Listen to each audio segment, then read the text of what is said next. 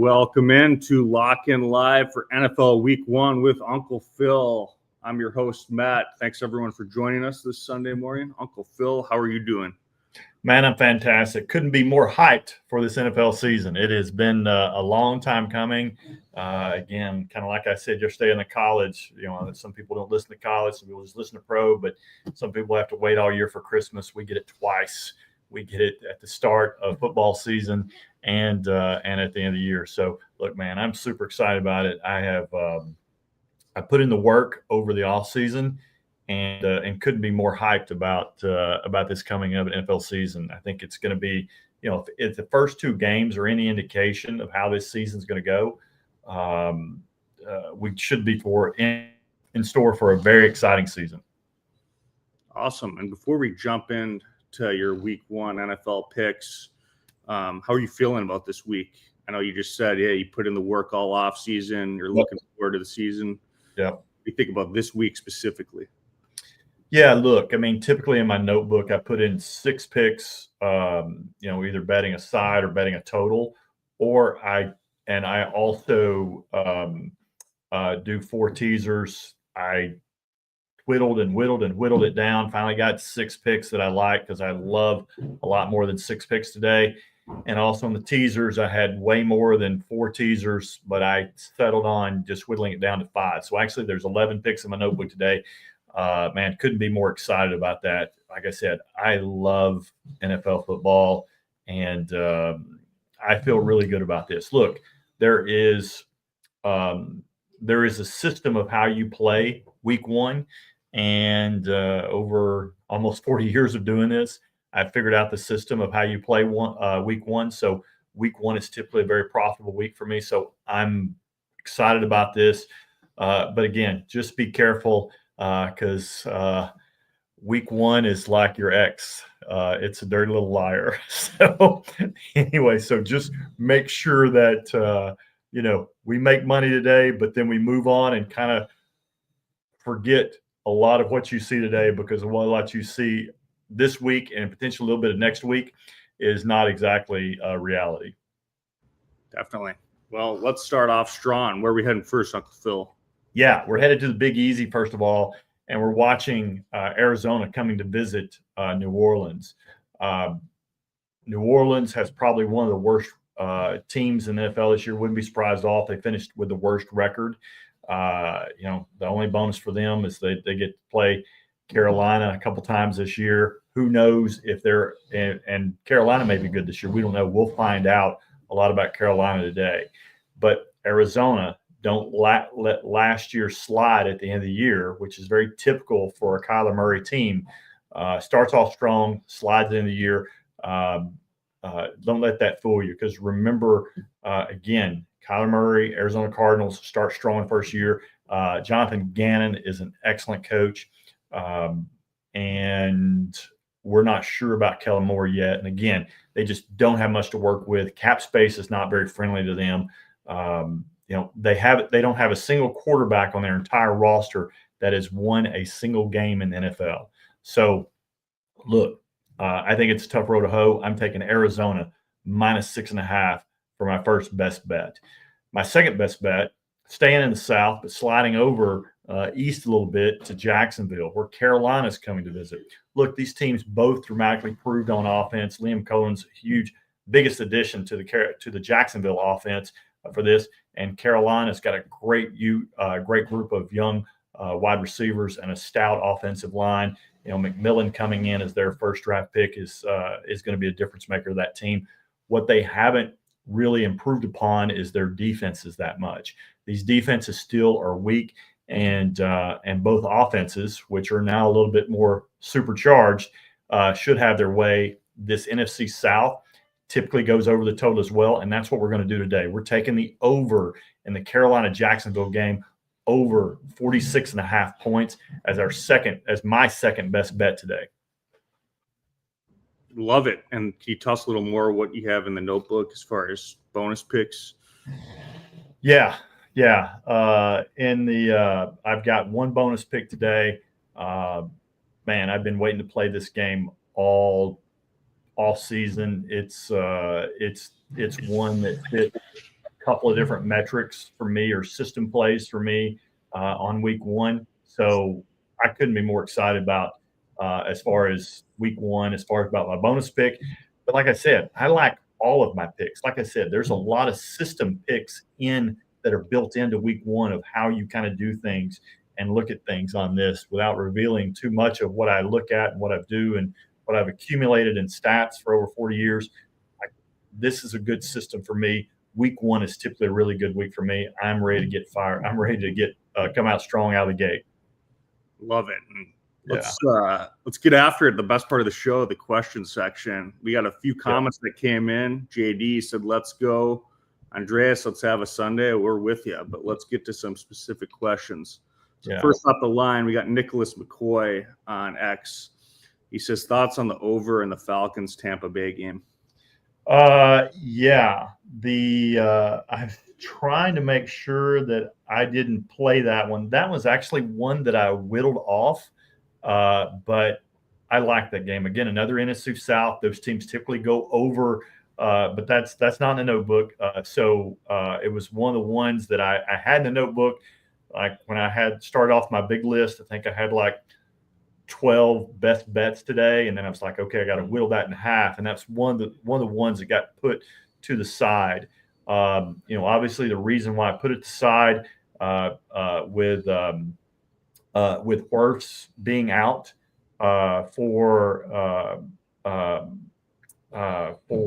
Tampa Bay, their left tackle. I think that could be interesting. Obviously, Tampa Bay's got a new offensive coordinator. He comes very highly regarded, but we'll see how he actually is today. We'll see how that chemistry works for Baker. Does things just kind of flow smoothly like it does with Jalen Hurts? And actually, I think that speaking of Jalen Hurts, I didn't think things flowed too smoothly for him for the new offensive coordinator. Wasn't impressed with their offensive coordinator this week for Philadelphia. And so I want to be cautious about that. That's what gave me pause about Tampa Bay and their ability to score and meshing with Baker and how's that going to work. And the same thing gave me pause with Atlanta. Atlanta with having their starting right tackle gone for the year, and then their backup, their swing tackle, also out for the next probably 6 weeks. That's a problem because that's Michael. Just like Tristan Wirfs is Baker's blind side, the right tackle is Michael Penix's blind side, and also the big deal for that is. Of course, with their team, they're an outside zone run team, right? Okay, well that means they run outside the tackles a lot. But the problem is that 75% of those outside zone runs for Bijan are to the right side, and that's their weakest spot now. So I kind of wonder if that's going to be a problem for them and how those offenses click. Wouldn't be surprised at all if they start off slow. I would be more apt if I were betting that game to probably bet the under in the first half because I'd bet for a slow start and maybe to pick it up at the end. But I think you'd be sweating the total at the end. At least that's my thought. That's why I pulled it off, but it was one of my bets. Okay, sweet. Thanks for the question, Nicholas. Yeah, great question. Plenty of questions rolling in. We're going to try to get to all of them. Next up, we got Penny Talks on X. He says, "What do you think about Colts versus Dolphins?" Look, another one that I pulled off the board. I think Miami's got a culture problem. I think that they've got a problem with the offensive line. I think Lou Anarumo was not the problem as defensive coordinator at Cincinnati, even though he became the scapegoat and got fired. The Colts picked him up. The Colts have got an excellent roster. I'm excited to see I'm excited about each team and doing things, but one specific thing, I'm excited to see what Lou Anarumo does with his defensive roster now that he's got a team will actually spend money on this. So I think that I'm excited to see what Shane Steichen can do with Daniel Jones. I mean, a lot of unknowns here in week one. And like I said, that's why I did some system plays today of things that are in my system that fit, that I kind of keep a journal of each year and have for 30 years of like, hey, what works on week one? And so that's what I've done is get this journal ready. And so that's what I typically play in week one of that. But I do it not just total system because I pay attention to trades and drafts and, when I pay attention to the NFL every single day in the off season. I really don't take any days off. year round. You guys may not hear from me in the off season, but rest assured I'm working, and the work I put in makes me excited for this game. But if you're going to tell me what's take, it's a home team -1. I'm taking the Colts all day long. It's just one that went to the scrap heap for me. Just didn't make my final condensed 6. You can see how strongly I feel about that game. Imagine how I feel about the other games I actually included in my notebook. Definitely. Yep. Good stuff. Thanks for the question, Penny. Let's keep it rolling. We got Braden Norris. He says, is it a good day to take the Texans outright in LA? Any thoughts on that? Well, that was another one that did not make my list. Again, I feel strongly about this one too. It didn't make my final 6, which is crazy, but I love the Texans day. Look, I think that Los Angeles has got problems at the tackles positions. You've got Alaric Jackson on one end, who's had blood clots, hadn't been really practicing that much for the left tackle position for the Rams. At the other tackle, you've got Haverstein, and Haverstein is just getting up there in age, and I don't think he's that good. And so they also got a center from the Bears, who the Bears discarded. Ben Johnson came in like, this guy's not that great, and so now he's starting center for them this year. Look, Stafford hadn't been practicing because of his back issues. I expect him to start slow this year. I don't think it's a good spot for them. Look, I think that the defense, of course, is solid for the Rams. They'll play amazing, and we still don't know how good the Texans' revamped offensive line is. But the one thing that is good is that C.J. Stroud has got an offensive coordinator now. You know, Bobby Slowick, the old offensive coordinator, he didn't let C.J. Stroud change protections or audible at the line. And so he was just at the mercy of whatever the exotic blitzes just came, and he was just getting crushed last year. It's going to be interesting to see what C.J. Stroud does now that he's in full control of this, because Nick Caley, I believe it's Coley or Caley, the offense coordinator that's in there now, came from the Rams, and his whole system is put everything on the quarterback. So he audibles and does all that, does protections. So he's going to have full control of that. I think that's going to be good. But again, those tackles with the Rams are the problem. And you've got two of the best edge rushers in Will Anderson and Danielle Hunter coming off both ends. I think that's a problem for the Rams today, especially with an immobile quarterback. If I were doing anything, I'd play Houston today. Lots of unknowns. We'll learn a lot today, but that's where I'd lean as well. Okay, sweet. Hey, thanks for the question, Braden. These are great questions. Yep. Let's keep going. We got Chris. He says, thoughts on New York Giants for Washington today? Look, yeah, should be a great game. To me, that one is, gosh, I cut that one off my list too. 6.5 points or 6, wherever it is now, just is too many points for a divisional matchup. I lean toward the Giants covering that today. Wouldn't be at all surprised if the Giants actually upset the Commanders today in that game. I feel like that the Washington did enough, but we'll see how their offensive line really is. Kind of weakness. They're going to put a lot on Jaden Daniels again. It'll be interesting. He covers up for a lot, right? But so we'll see. But there's not a more nasty front seven than the New York Giants have this year. My take is, or my feeling is to take the Giants plus the points. Okay, sweet. Hey, thanks for the question, Chris. Yep. Next on the line, we got James Red on X. Just thoughts on the Bengals-Browns. Look, such an interesting game for so many reasons, right? I mean, look, everything points to a big Bengals win, right? Because everybody's like, the Bengals suck. They suck. They're just terrible. In the first couple of weeks, they've got the worst record in football the past 4 or 5 years in the first couple of weeks. And I still don't know. I still don't trust them.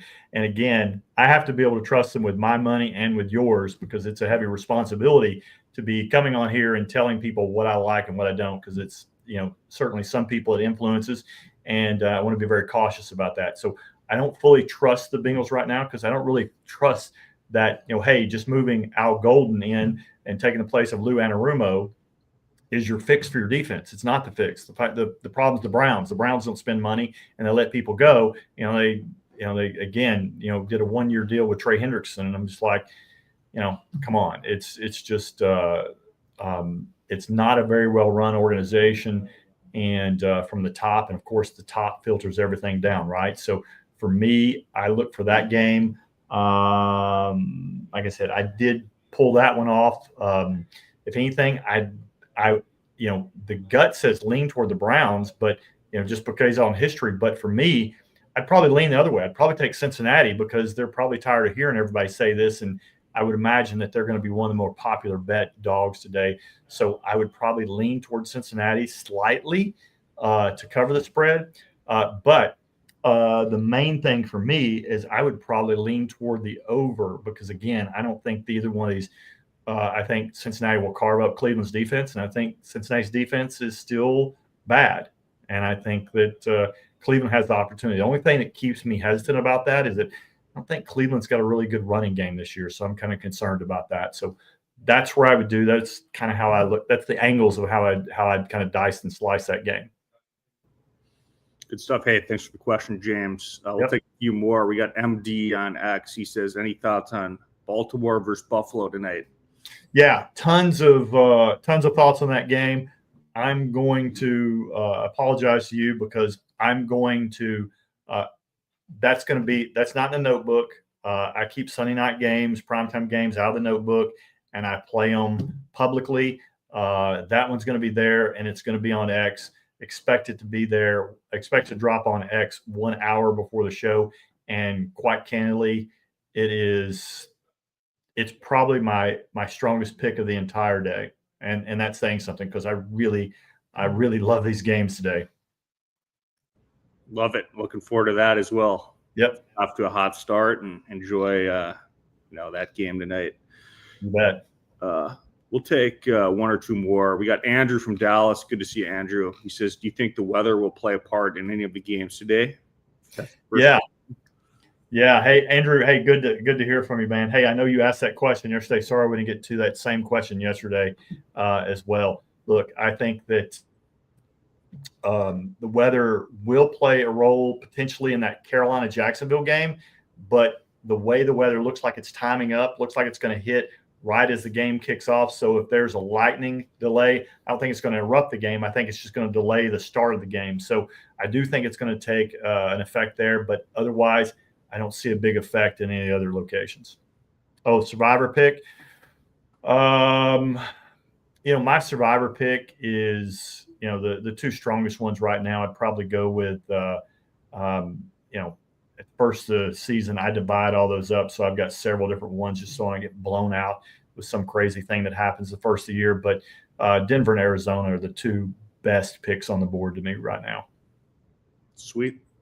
And you're playing Circa Survivor for the, 15 million prize this year? Yeah, Circa Survivor. Last year got blown out early thanks to Cincinnati. How stupid of me to play them.